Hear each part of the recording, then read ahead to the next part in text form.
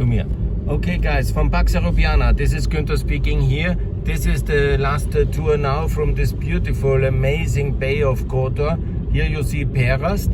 It's really very amazing and beautiful. It's a December day, mid-December. The sun is shining, the sea is a bit rough, and you have already the snow on the top of the mountains of the Montenegrinian, you can call it Alps, but it's not a forbidden mountain, it's a beautiful mountains, I would call them. Some call them Prokletje, but of course that's much better to call them the European Alps in the south. And obviously you have a lot of beautiful buildings here. Much investment has happened in the last 15 years of this amazing decision to join the free world and to liberate Montenegro, be an independent country again and join NATO and now the European Union. Obviously it's on the way. It is not fully ready, as I claim all the time. Maybe it needs 2 more years, but certainly not 12 years or 20 years like Mr. Macron thinks. Yeah. So here you see this amazing development, and I want to show you all the facts directly, that you can make yourself an opinion if you think this country is as beautiful as Croatia, and if you think this country should be in the European Union as Croatia is.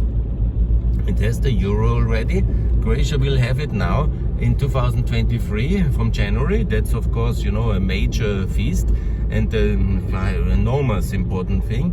I congratulate Croatia. I will go there now to celebrate this, and I call for the end of the kuna, and also I call for Romania and for Croatia to do the same, and also make sure that you have a very positive fast-track future of all 3 countries which joined between 2007 and 2013. That means Croatia, Bulgaria and Romania to be in Schengen, in OECD, and also to have the euro as a currency. In Croatia, I think all of this is very good on the way. In Bulgaria, they have a new government now, and I hope they will do all these things, and they should get all these things, because they should also recognize then and support and enter veto against Macedonia, obviously.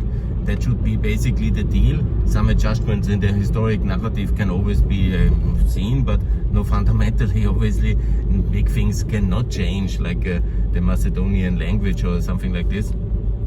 And so we head on to the Verige. Please don't build a bridge.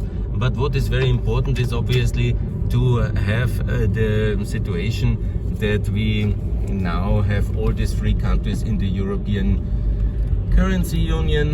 That is so important, that Romania joins, and that all 3 countries are in OECD, obviously, and all 3 countries are also in Schengen, OECD and the euro. Yeah, that's missing, because that will already change a lot the situation in Southeastern Europe to the better, as we had the wisdom in 2004 with NATO and in 2007 with Bulgaria and Romania in the EU and NATO.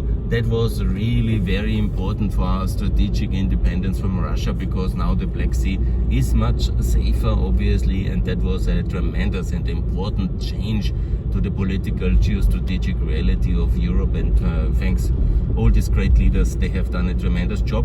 Now we have lost a decade in all these complications of the backsliding and corruption and all these problems, and so we need now to recover. We do that in the case of Croatia.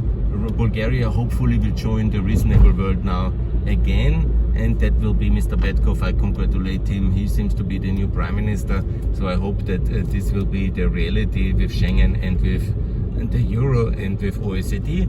And don't force the countries to increase the taxes to 15%. They have beautiful 10% in Bulgaria, and here in Montenegro 9%.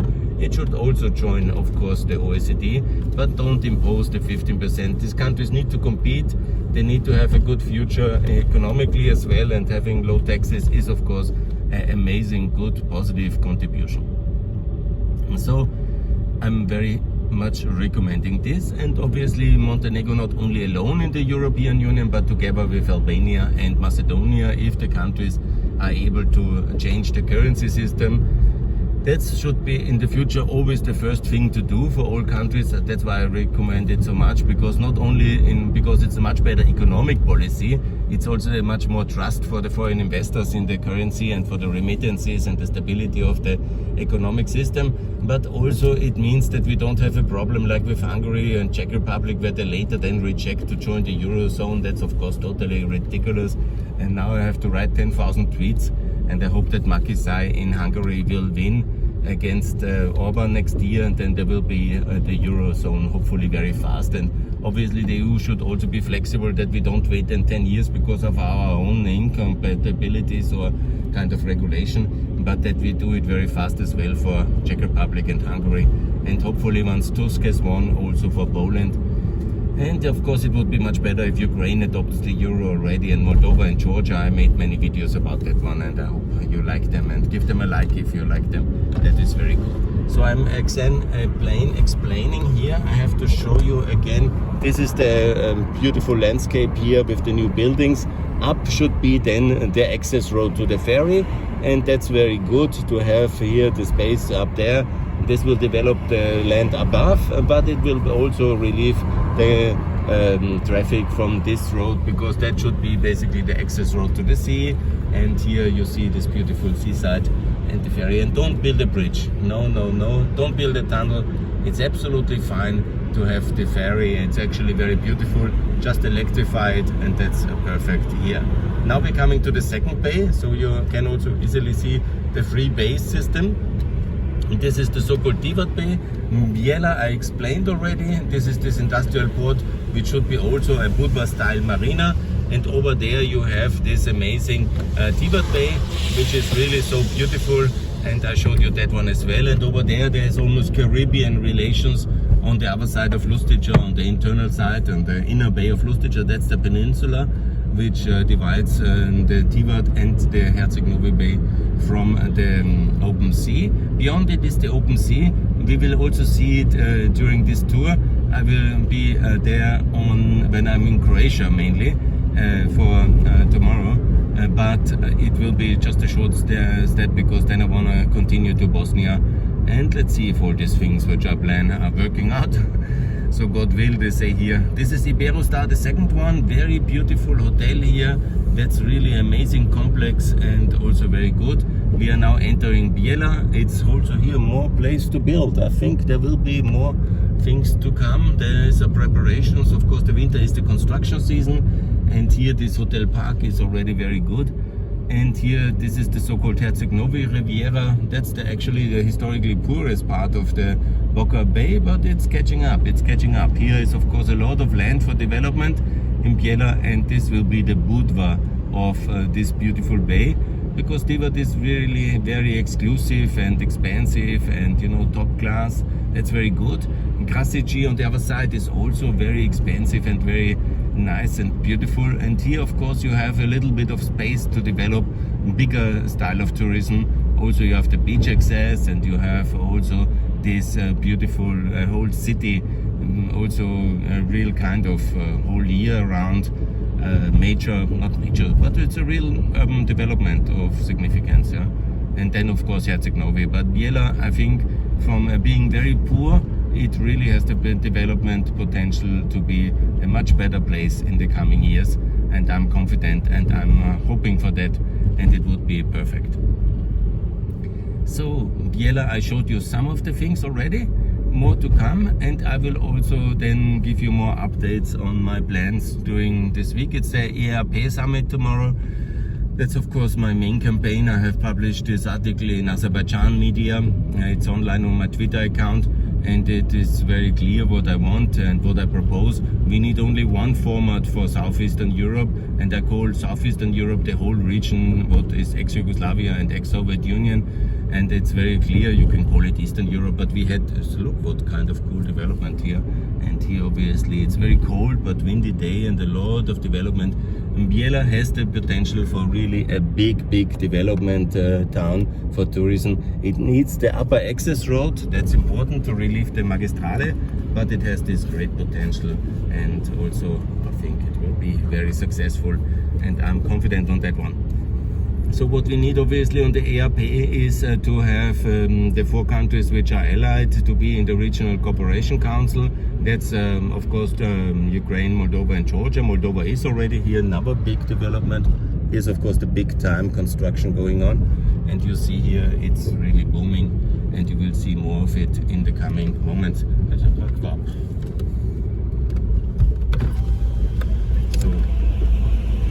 So, Pastai. Also we have this Ukraine, Moldova and Georgia. I made it very clear already, and that should be in the European Union, EU potential candidate country. And then we have the future of Azerbaijan, similar like Turkey, inside NATO, and long term it takes some time, of course. It's not the immediate candidate, but also inside the EU customs union. And here another big building. Look what's happening. This was so poor here. That's now on the next village of Biela.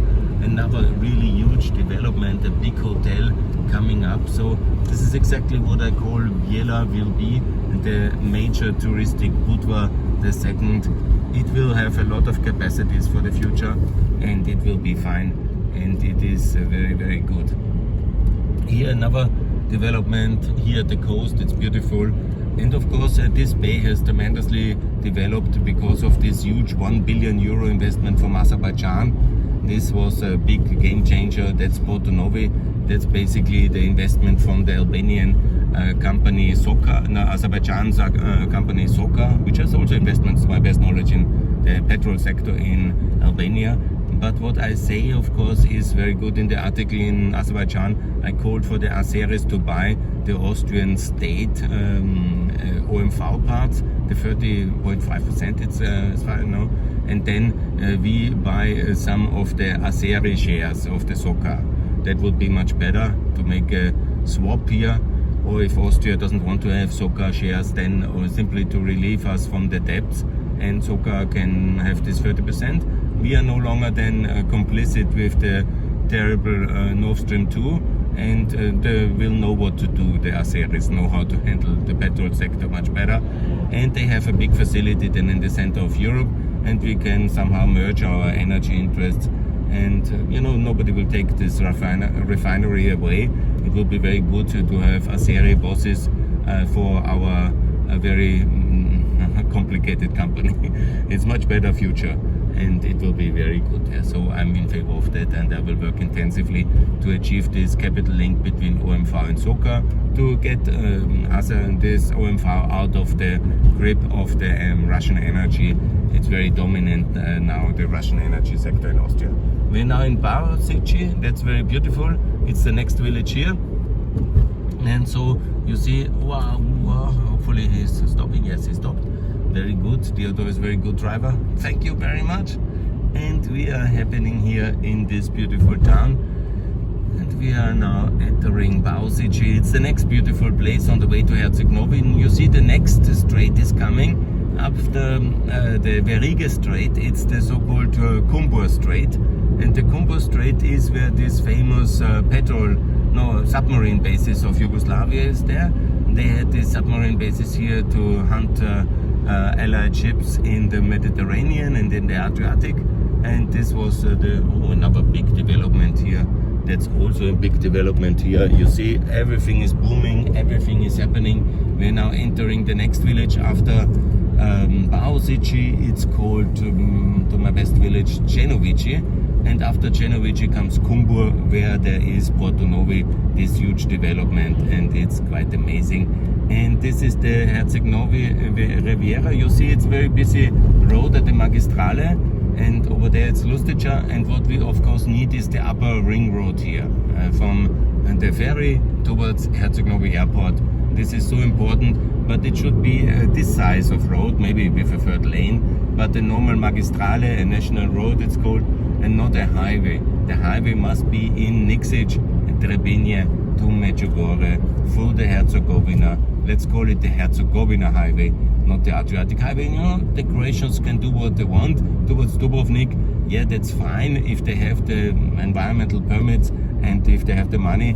That's absolutely good if they build a highway towards Dubrovnik, but not to continue the highway then here, but turn it into a normal road like this, but up in the mountains, connecting then to the highway which Montenegro should build, and always has foreseen it in the road from Nikšić to Trebinje in Bosnia.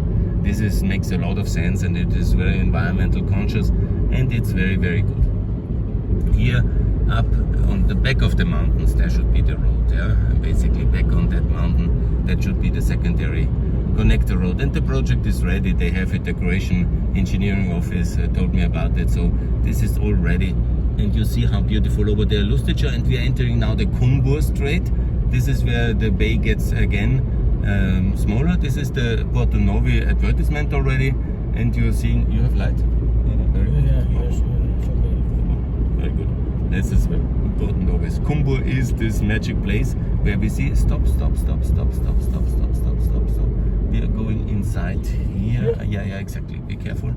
If we can, we are going inside. Very good. Thank you very much. Very good. Sorry for the late announcement. And here we have, I think this is Porto Novi. I will show you now Porto Novi, and that's basically the second most important investment after Porto Montenegro. I will show you this beautiful Azerbaijani investment, which is really very beautiful. Here's the access road, and here you can see this amazing development. It's very big, 1 billion euro of investment, and it goes on the right. And here you can see already what's happening here. It's very big, and it's now finished already. In some aspects, maybe in all, I'm not sure, I was not here for 1 year, but we have to see this huge development. It's very good. And we make a small walk. I will make some videos and some here. It's parking over there. Here. Yeah, I think here. Or you can also go. Evet, parking. We can go inside.